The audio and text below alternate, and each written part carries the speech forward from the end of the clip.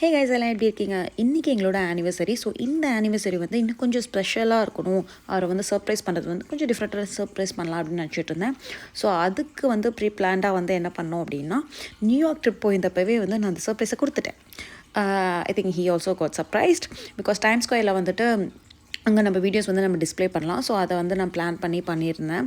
He also very surprised because நான் வந்து என்னோடய ஃப்ரெண்டோட ஃபேமிலிக்கு தான் ஏதோ வந்து பிளான் பண்ணிகிட்ருக்கோம் அப்படின்னு சொல்லிட்டு நினச்சிட்டு இருந்தாங்க. பட் கடைசியில் வந்து அது நான் அவருக்கான கொடுத்த சர்ப்ரைஸ் தான்.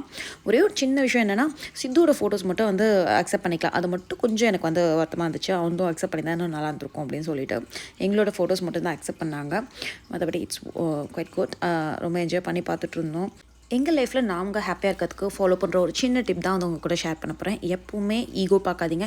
எந்த பிரச்சனையாலும் உடனே சார்ட் அவுட் பண்ணிடுங்க பேசி. நீங்கள் என்ன நினைக்கிறீங்க, என்ன எதிர்பார்க்குறீங்க அப்படின்னு உங்கள் பார்ட்னர்கிட்ட எக்ஸ்ப்ரெஸ் பண்ணுங்கள் 2 பேருமே. ஏன்னா ஒருத்தருக்கு நினைக்கிறத இன்னொருத்தர் பண்ணணுங்கன்னா கண்டிப்பாக அது வந்து முடியாது. ஸோ நான் இதை தான் எதிர்பார்க்குறேன் அப்படின்னு நீங்கள் சொல்கிறப்ப அவங்க கண்டிப்பாக புரிஞ்சுப்பாங்க. ஸோ அதுலேயே நிறைய பிரச்சனை வந்து சார்ட் அவுட் ஆகிடும். நமக்கு இருக்கிறது ஒரு லைஃப், அதை பீஸ்ஃபுல்லாக ஜாலியாக ஹாப்பியாக ஸ்பெண்ட் பண்ணணும். இந்த டிப்பை நீங்களும் உங்கள் லைஃப்பில் ட்ரை பண்ணி பாருங்கள். அப்படியே அமெரிக்கா லப்பர்கள் சேனலை சப்ஸ்கிரைப் பண்ணிக்கோங்க.